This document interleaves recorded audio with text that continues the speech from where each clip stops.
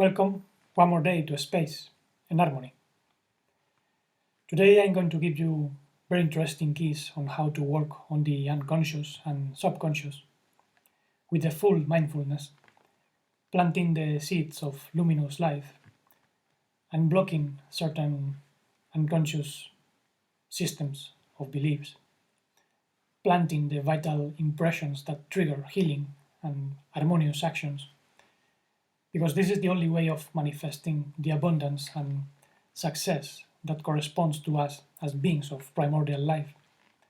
Because those of us who came from the source to help need the necessary means to fulfill a vital mission. We cannot simply accept living in destitution, living in submission to the powers that be, or even living lacking anything. On one occasion, 11 years ago, as I couldn't find a job, a conventional type of job in Ireland because there was a recession, economic recession. This was in 2009. I started working as a busker, playing the bagpipes, the Galician bagpipes, on the streets and piers of Dublin. And I did this for more than a year, a bit more than a year. And in winter, it was really tough, very tough in general, but especially in winter because of the wind, the cold, the rain. However, I was able to pay for the food, the rent, transportation, and I still could contribute economically every month in some meetings with Brothers of Light because it was necessary to pay for food, lodging, etc. But in the end, I ended up exhausted.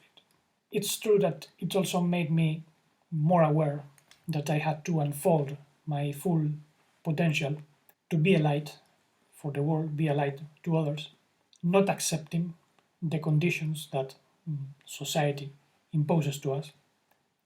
And it still took me another decade to understand all this deeper, to clean some of the blockages in my unconscious, start acting differently. I also had to cross a profound health crisis, but after all this, I don't regret anything. I admit my mistakes, but I learn from them. And I can also assure you that the keys I'm going to start giving today work. Otherwise, one wouldn't have come out of those health problems without medical support. I might have even died, even of sorrow. But I kept digging into myself. I believe in myself. And today I wouldn't have either energy and means to release these videos. And I wouldn't have been able to compose dozens of musical pieces without having a formation in the conservatory, in composition or whatever. And I'm not saying all this to brag about anything, because it's the holy being what has been raising me up in very difficult circumstances. I know what I'm talking about. This is not something that I'm making up from my mind. It is very real. There are laws of harmonia that we have to know in order to flow freely. Only when we disconnect from the real flow of life does darkness put pressure on us and even tries to sweep us off the map. So now, before entering into the keys of the unconscious and subconscious, I will expose it at the end. Let's understand the global context of all this. And given what we are seeing in the world in general, we can say that a cultural ram, the general ego, is being crushed and sacrificed throughout the world. This is the true Passover. People are forced to do things more carefully, with attention, even if it's just because of fear. And that bothers many, especially if they had not prepared for this. So, as I said, this is a real Passover. The bride is being slaughtered. Some sort of destroyer is going through the houses, killing the egoic firstborn personalities, as well as the paranoid and negoic, as I say, because many are not just hallucinating, but also keep refusing to fulfill divine will. This is negoic. People in general are very passive. And I wonder now, where are those Lord gods worshipped in temples that are now closed because of the pandemic?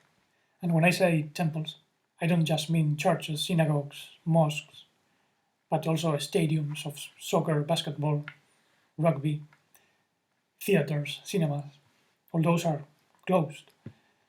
No one is allowed to go into these places. But very few have realized that the threads that move religion, politics, science, sports, etc., are fallen Adamic spirits that never show their faces. They form souls in the human beings. They inspire certain behaviors. And all this reminds me of Komodo dragons. I don't know if you have seen these animals, but they bite their prey and then hide until the victim dies of an infection caused by the saliva of the dragon, which is full of toxins. And this is exactly what happens with modern humanity.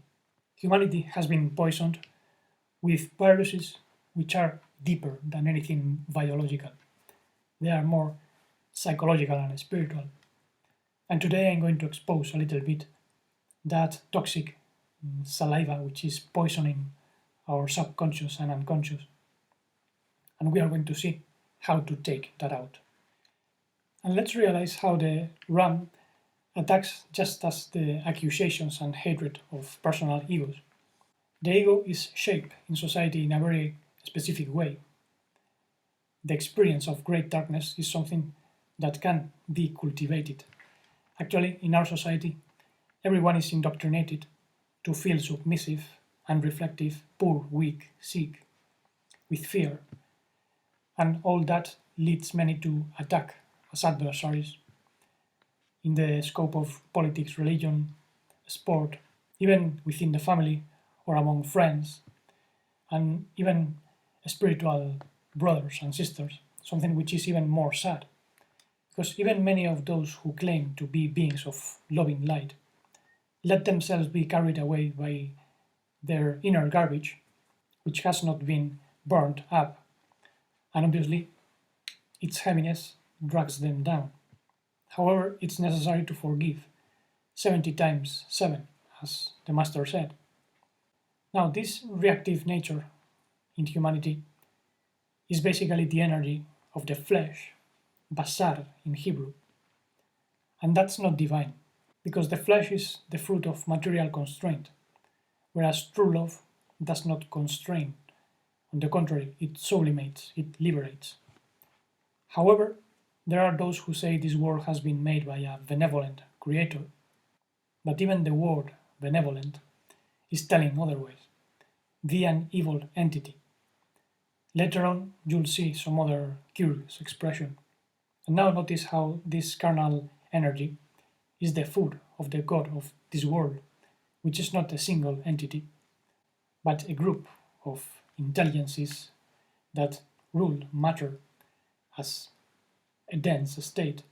And they are known as demiurge, fallen Elohim, the elements, principles, and the energy they require is released especially through several activities, even conflicts, war, the process of living and dying, which is supported obviously by sexual frenziness, where there is no love but cold passion, especially in the animalistic world. There are even some animals that bite and injure the females while they reproduce with them. This is the case of the lion or the koala. So these destructive behaviors are not just a human thing, because in this madhouse no one escapes to madness, all because life alterations that took place in the past and should have never been done. The other day, one listener asked me if sex is bad because of something that I had said in the video, and I simply replied that saying something is good or bad belongs to the tree of knowledge of good and bad. and not the tree of life. And we can say that sexuality on Earth is a selfish mechanism that diverts the Shekhinah, the life energy, for the multiplication of the species, even though humans also use it for self-satisfaction or even have an echo of a mystic union. But it is mainly a resource of the architects, the fallen Elohim, which tried to maintain a planetary farm with enough chicken and sheep. This is told in Sumerian mythology and even the book of Genesis. Grow and multiply, replenish the earth, exert dominion over the creatures of the earth, the water, the air, and very few realize this is not love. Love does not dominate. This is important to understand. The Master himself said that in true reality we neither marry nor are given into marriage, since we are like the messengers of light in the divine nature. That's in the scriptures. And this is because reproduction is not part of deep spheres of life. There is soul merging, which I have experienced, but I don't think this has to do with sexuality as we understand it. It's something different because energy is not released outside and does not generate products that are external. Now, some Kabbalists say that the architects were establishing a new evolutionary chain that implied sexuality and division of genders, as we see in the book of Genesis. And this supposedly was done so Adam could recognize himself outside. However, without denying that, there is something that went really wrong. We just have to look around and watch the movies and the news. To me, it's obvious that given the conditions that were established, with the mixture of different natures that were incompatible, the division of genders, the division of men and women, the split of souls, the new fall was inevitable. And this originated a split between unconscious, subconscious, and false conscious, what led to these chaotic civilizations that we are experiencing on Earth. Because this split originated hypnotic impulses, which are not natural and are governing humanity. And this is why almost no one evolves on this planet, at least constantly, quickly. This is a madhouse, and even a prison. And even those of us who came to help are having troubles because we get confused. We don't remember who we are. The blockages are so strong that it's very difficult to see through darkness. It's very difficult to remain awake for long in this unnatural carnal world. However, some of us are little by little accomplishing our mission. Now, notice how the very root of the word carnal is kar, which means cold in Hebrew, as I said in the previous video. And there is coldness on earth because it is dominated by an energy of adversity, dissatisfaction, fear, panic, destruction. And this turns the heart of humanity into a black rock, a coal through which light cannot shine. That is why the so-called fallen cherub, Lucifer, got a scorch walking among the stones of fire, as we read in Ezekiel 28. And what were those stones of fire? That's something we must discover within, because sometimes there is fire, because of the presence of a divine light. There is a friction. Some say that the stones of fire were the beings of light, that they could not stand, so to say. And all those fallen Adamic beings can only be reintegrated into the tree of life, passing through the purifying stone of light. The problem is that they don't want to. They simply want to possess humanity without changing anything. They want to keep doing what they were doing in the past with their technologies. And the problem is that due to the fall in the famous Garden of Eden, these Adamic souls mixed with draconian bodies and then they left energy residues that passed into the modern humanity. And these residues are highly toxic and destructive. I don't even think they can be corrected. They must be completely dissolved by unconditional love, vitality, and serene light, full of conscience, integration into the true cosmos. But we must understand that the real work or real battle is not physical.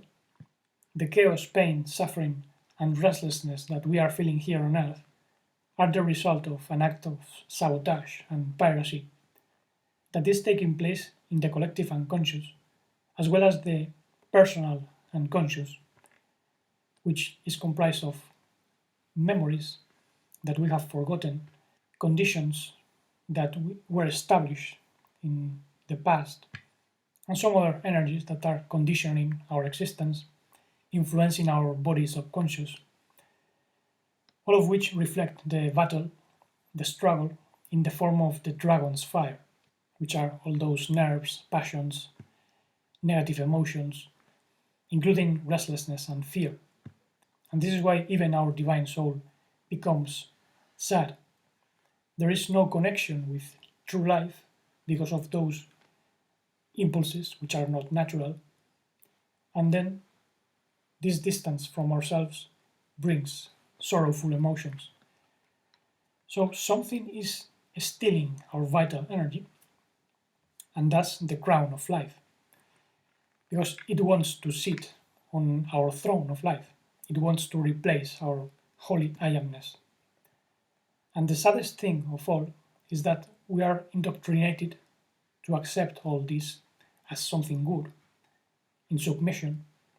Actually, in order to facilitate this process of submission, many make movies and education systems. Watch, for instance, the movie Dragon Heart. If you notice, the subtitle is already Battle for the Fire of the Heart.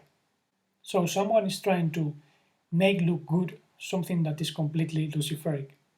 And the same goes for the famous Kundalini energy, which is so popular in certain teachings. And this is literally the power of imagination, which many times becomes electromagnetic hypnotism, not the energy of enlightened life, because Kundalini rather anchors us in the dense experience. So for me, the subliminal implicit message in all these ideas, which are in the media right now, is that modern humanity must continue to be a vehicle for the energy of the all fallen draconian architects, which planted those energies as the theirs, as a mechanism of control.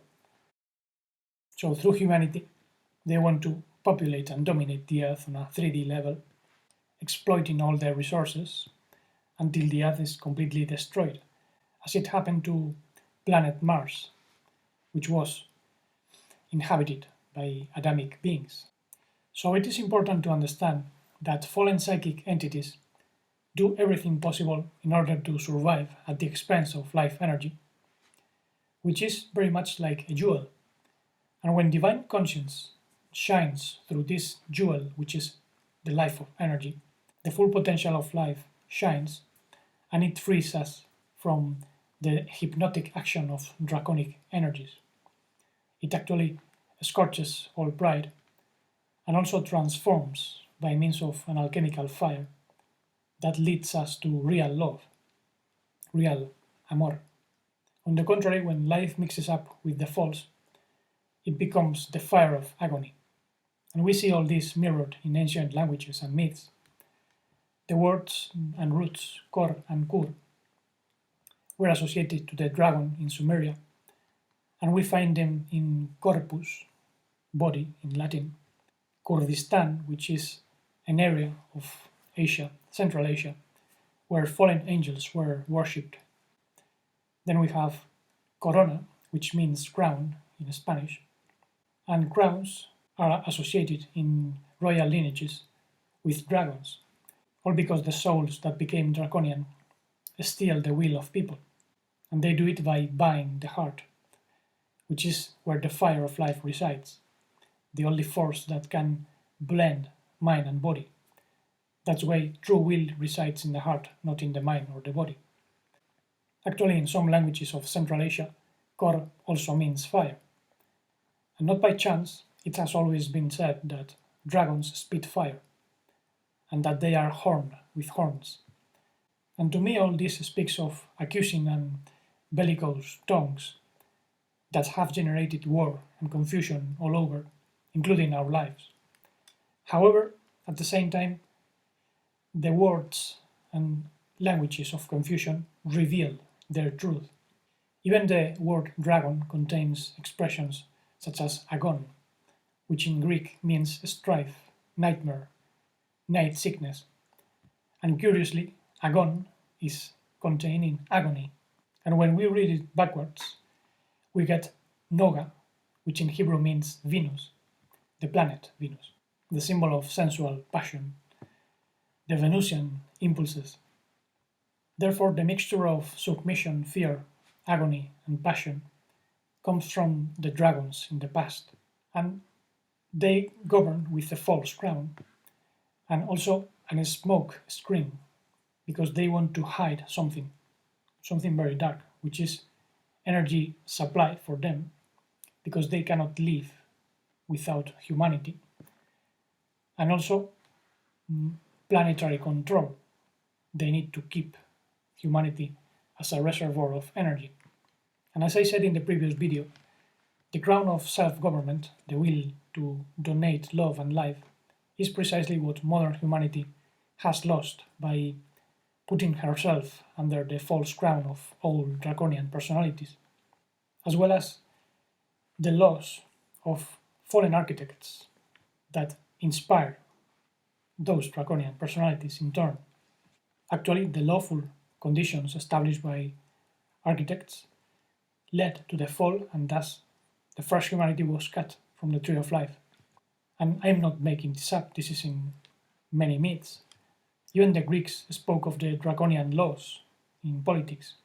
In the 7th century BC, there was actually a legislator called Dracon, or Draco, and he released very strict laws that were written on stone tables, and people were punished or even killed if these laws were transgressed. Curiously, the word dragon comes from the Greek derkomai, which means to watch, to stare. And this was precisely what the draconian architects began to do because they watch over humanity, so she followed the rules with their laws of fear. The glance of the dragon is also hypnotic. Now, in addition to all this, when we read Kor backwards, we get rock. And rock is not just a musical style, but the rock on which we must work. It's a rock made of false beliefs, energetic inheritance, lower passions, such as pride, jealousy, and control sexual passions which are triggered from the unconscious, from unnatural ways of thinking and behaving, and all this can be dissolved without reacting by means of patience, watchfulness, always in the loving light of serene conscience. Now, when these impulses are dissolved in the subconscious and the unconscious, then a pure energy is released, and this generates garments of light that the alchemist used to call the philosopher's stone, which transforms heavy metals, dense energies, into gold, subtle energies. In Revelation 2:17, it is even said that whoever overcomes the challenge will be given a white stone. And this is also known as the astral body, which very few have, at least fully developed, because it implies emotional and mental growth. And when this astral light body is pure enough, it can serve as a protective garment, as a clothing for the true diamond of our being, the light which is emanated from the primordial source. And this diamond is actually the divine cornerstone, the universal Messiah, not just the philosopher's stone, which alone cannot do anything. Lucifer himself had the philosopher's stone, the morning star, and he failed. Therefore, something else is required. And many problems come always for those who reject the same stone that the builders rejected, because that made them perish in the abyss. This is implied in Psalm 118. And concerning all this, there were myths about King Arthur, who, as you may know, drew the Excalibur sword from a rock. Life, conscience, and will must come out of the darkness that imprisons us in the carnal world. Actually, for me, the word Excalibur seems to mean the Ibur that comes out of the world of Kali, Calypso, the ancient goddess of sensual destruction. And those who have been following these episodes maybe remember that the Ibur is a soul that is attached to another soul in order to evolve or simply be a guide for that soul. So Excalibur must be referring to a soul that is liberated. But don't forget, there are two kinds of Ibur. There is one coming from all Adamic souls, and another concerning our true primordial being, which attaches to our human souls in order to form a new divine soul.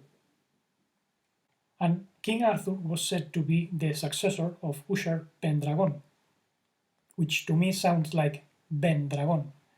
In Hebrew that means son of the dragon.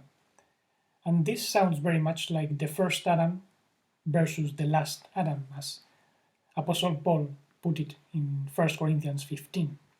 So we must distinguish something. There is a false rock made of quicksands, proud beliefs, desires, very dark energies. Then we have a white pebble, which is a starting point, but then we have the true rock of salvation, which is the diamond of our being, which cannot be destroyed even by the passionate fire and pride of this world. Notice how nothing negative has ever touched the essence of loving life and serene light, despite everything we've been experiencing in this earth.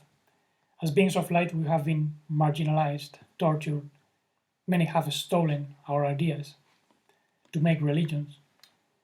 But our essence is intact and keeps shining. And this is because we are a tissue without tears. And tissue reminds me very much of Yeshu, the contraction of Yeshua, salvation. Actually, the different words associated with the universal Messiah, which is our true being, follow certain vowel sequences that mirror the harmonic series. This is something I demonstrated in a video.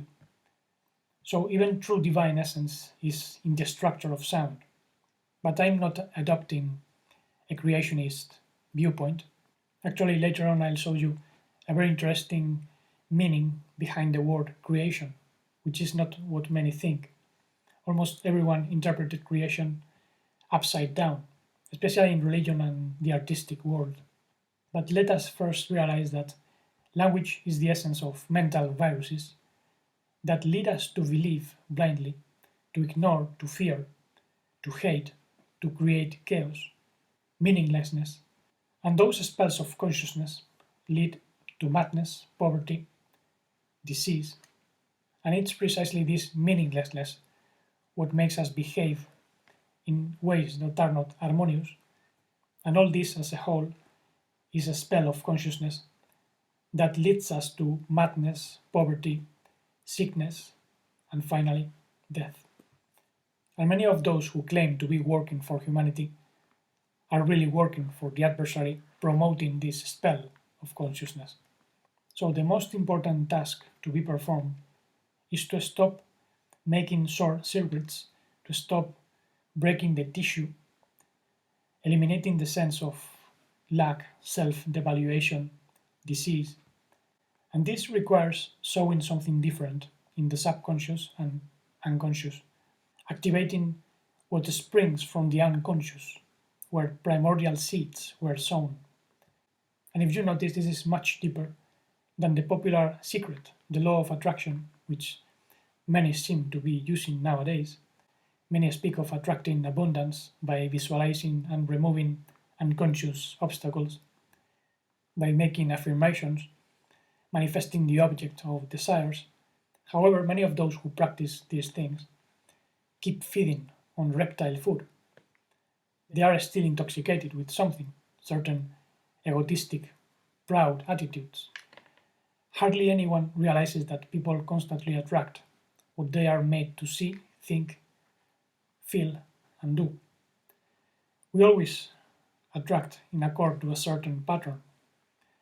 Just as we perceive internally, that's how we think, and as we think, certain feelings are generated inside, moving us to act in a certain way, attracting one influence or another. Actually, we can be pushing away certain influences from the unconscious and subconscious. For example, a person with brilliant ideas and a very good education can still fail in his business simply by believing on an unconscious and subconscious level that nobody pays attention to him, that nobody wants his products, that he is unuseful, and so on.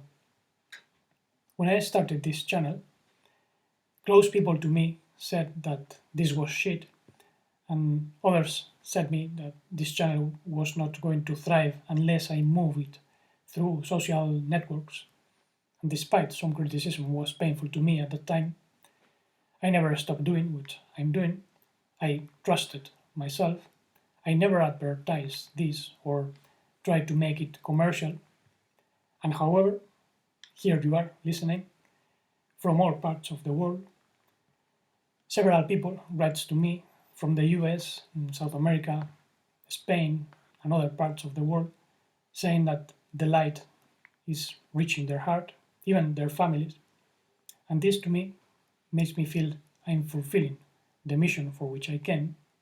And as a whole, we all are spreading the light, even if it's just with little bits and pieces. And the channel grows, slowly, but it grows. And all because I keep believing in my mission without blockages in the unconscious. And to give you another example of how the subconscious exerts influence on us, you can be sure that many people today got the flu only because they listened and watched in the media that many others were getting sick and were going to the hospitals. Actually, many people have gone to the hospital, and obviously many didn't have the COVID. And all of this is known as subliminal suggestion. And all of us have experienced this. Actually, 20 years ago, once I felt immediately sick, very tipsy. I almost vomited because I was watching a movie in which a girl had a cable plugged into her spine, and it was very realistic, and it was to enter a virtual reality. And I was in a very bad state because of an association in my subconscious and unconscious. I had recently injured my spine. It was in one of those days that are so hot that you don't even want to get up. But I went to the pool and jumped into the water headwards without concentration, and the spine bent backwards, and it was very painful. I had to float. I couldn't even swim and then move as I could out of the water. And as I was watching that movie, my mind went through that experience again, so to say. I felt the pain and even the fear of becoming paralytic. And this is a very good example of how the suggestion can make us sick on the spot. However, by means of suggestion, people get also healed. And this is what happens with the so-called placebo effect. People are told to buy medicines that have no medical effect. However, this triggers certain hormones, endorphins that calm the pain, dopamine that motivates, serotonin that makes us feel good, and many other substances that contribute to the healing of the person. Now, this is how humans are cheated by the so-called professionals, and all this is very sad. There should be departments in hospitals that treat diseases with the use of the mind. I think this might be developed in the future. But by now, since medicine is business, this is not implemented. And because of all this, there is no doubt that we get sick, have uncontrolled passions, get poor, and die because we accept unreal beliefs and associations deposited in the unconscious and subconscious. And the body runs all those programs like a computer. And this is what many call creating from the unconscious and subconscious, which are actually more powerful than the false conscious. However, all this implies a process of resetting and formatting. We have to start all over again, but from a clean template. And precisely right now, there is a great opportunity to make that work, because we are entering in a greater synchrony with the whole cosmos, with the uncreated, timeless life, to come out of old programs, which normally force us to behave in unnatural ways, because everything fell apart in the past. But the ram is being sacrificed right now. And living this hypnotic conditioning implies remembering that we are the primordial essence that neither creates nor is created. We must remember ourselves as emanations of an invisible being which does not need to create something different in order to know himself. It's rather a different process. Based on a better understanding of ancient views, we can establish that there is an essence that neither creates nor is created. Then there is an emanated nature or Elohim that is not created but can create, can modify the vibrations, alter vibrations, but in an harmonious way by means of certain values, ideas. And then there is a nature that is generated and can create. And that's precisely where the problem began, where the architects began to make modifications. They actually created a nature, and it's the dense material world in which we exist. In other words, when true being manifests itself, an harmonia is generated through loving life and forms of serene light, and these are emanated, but in turn generate goodness, beauty, conscience, non-hypnotic imagination. And all this is like a tree that rose from a seed. And this is not like building an edifice. It's not creating a stone by a stone. The problem started precisely in the creation, which got disconnected from the emanation. Therefore, the key is to remember the original forms of life generated within the universal divine conscience in order to express this in our daily life, be it playing music, cooking, speaking, even making business. Later on, and the following day, I'll give some tips in this regard. But now, realize that all the chaos on this planet began with the disconnection from the source, the holy source, and also the inability to harmonize the energy of the serpent.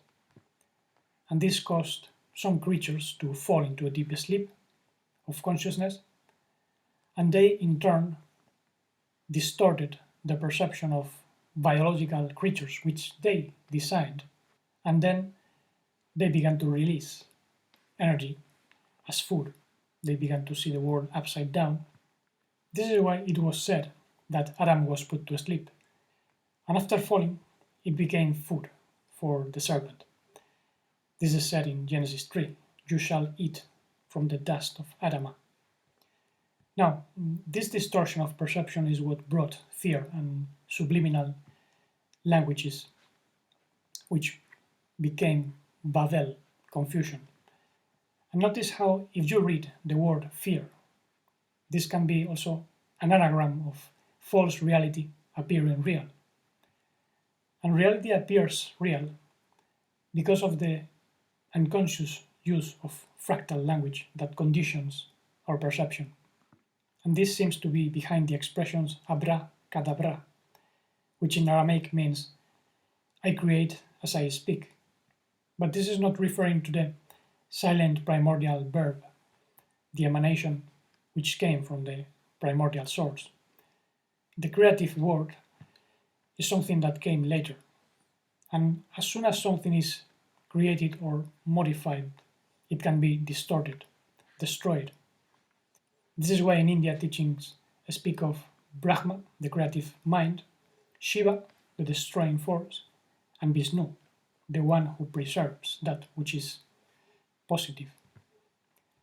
And in music, it is possible to distort something that is generated. If I give a note, I can distort it with a wheel or an electronic pedal. And some styles of music can use distortions in the context of harmonia. And all this is very important to understand that all our distorted behaviors begin with little distortions in the unconscious. By means of this subliminal language, it's possible to persuade the masses, instilling beliefs that trigger contradictory behaviors. And some words attest for this. For instance, the word benevolent sounds like an evil entity. The words believe and believe contain the word lie, and it seems they are saying be lie. Belial is a name for fallen Adam. However, it's true that to believe is to create.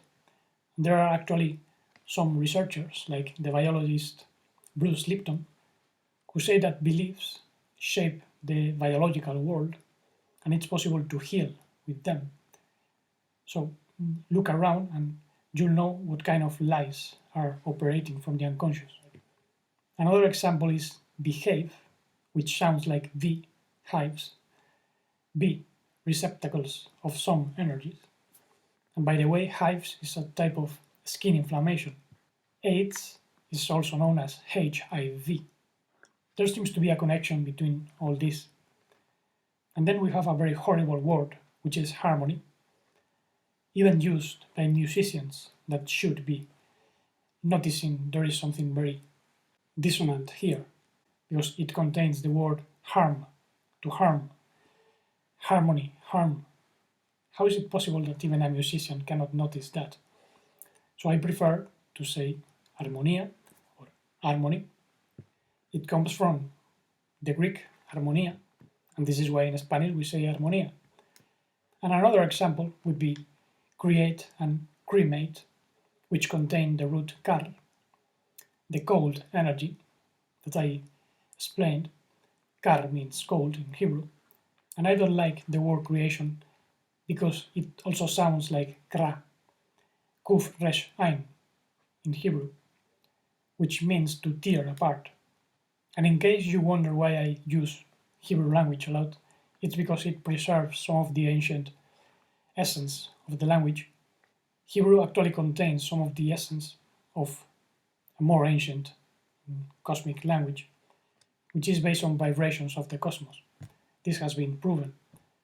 And going back to the word Kra, Jewish Kabbalists even use a meditation on the expression Kra Shatan, which means to tear Satan apart.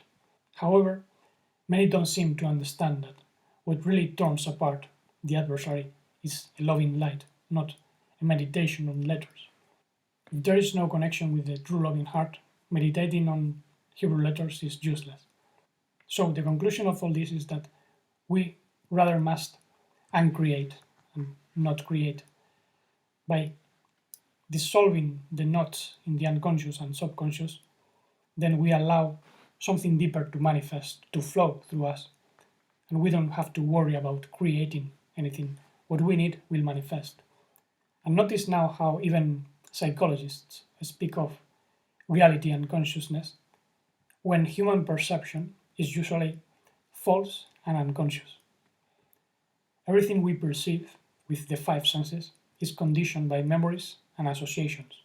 Actually, the average human exists most of the time in theta brain waves, and these are released during deep sleep without dreams. Then, in delta brain waves, when there are dreams or even daydreams associations. So when we look at food or a person, we do not see them in themselves. We see our perception of them, which are images, beliefs, associations.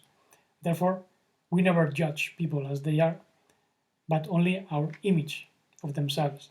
And this is very sad because we are projecting ourselves many times into the other, and we cannot see anything which is not us. Like is seen by the like. And if something bothers us with relation to others, it means that we are attacking something that we don't like in ourselves. We prefer to see it in others. And this is why it was said, do not judge, and you shall not be judged. And under these associative states, seeds are sown in the so-called subconscious and unconscious, from where vibrations and actions take place, shaping reality, attracting our experiences. We can summarize this as the quality of our being attracts the experience that is. And now, to wrap this up, pay attention to 4 characteristics of the unconscious and subconscious, which must be activated by a full mind in union with conscience. The first characteristic is that the unconscious and subconscious determine the 99% of what we see and feel about reality and ourselves. Thinking influences much less than belief systems, biological inheritance, self-perception on subconscious levels, and all these factors make us exist on an automatic pilot, reacting like puppets. But it's possible to bring consciousness into all this. Now, the tragic thing is that almost nobody accesses even the subconscious level, which is where the emotions that we must work are residing. Almost no one knows and feels their bodily functions, beliefs, memories, and especially the unconscious, which is much deeper, and it houses our true being, as well as very negative influences, archetypical implants in the energy body and even the astral body. And all of this must be eliminated. And some try to do this work by means of hypnosis, putting people on an alpha brain state, attentive relaxation. But obviously, this can also be done through watchful meditation, contemplation. And we can even access deeper states, the gamma brainwave states, by means of contemplation, which are even deeper than hypnosis. And I recommend you to watch the introductory video that I made on this regard, Cosmocommunication, and also 13 spheres of sensory awareness. There I left very basic guidelines to start this work. We can compare this to diving deep into the waters of our subconscious and unconscious to find treasures, even whole cities as the one that we see in the picture behind. And now let's go to the second characteristic. The unconscious and subconscious only function in the now, in the instant, but they also connect the past and the future, because in reality these are rather simultaneous. Therefore, everything we do right now affects both possible futures, attracting better influences, and also our perception of the past, but also the timelines from which we come. If I prosper, for instance, even if I have failed in the past, it doesn't matter, because I can learn from those mistakes and I can even laugh about them and still attract better futures. Better futures which have nothing to do with what I did or happened to me in the past. Sadly, many people focus on what they want in the future, what they want now. They constantly regret about what they did in the past, what happened to them. And this creates a loss of energy and leads to a stagnation. There is no connection with the true flow. So it's necessary to focus on the now, being aware of all which is available to us. The following day we'll see some keys about this. Now, the third characteristic is that the unconscious and subconscious take everything literally and on a personal level. If I hate someone, it's like hating myself because the body cannot establish a difference between I and the other person. It simply feels a negative energy, and this has an impact on the body. This is obvious. If we are shown a devilish, hellish image and we are hypnotized, then it can scare us, as it happens with the movies. 90% of the time, people are hypnotized. And then the fourth characteristic is that the unconscious and subconscious work more through forms, images, associations, never through mental discourses or abstract concepts. So it is not possible to access the deep mind by means of analyzing, reflecting, giving orders, commands such as heal body or my will be done or by the power that the angels gave me, something like this. The surface mind must be plunged into the silent, deep mind, and then from there we act with intuitions.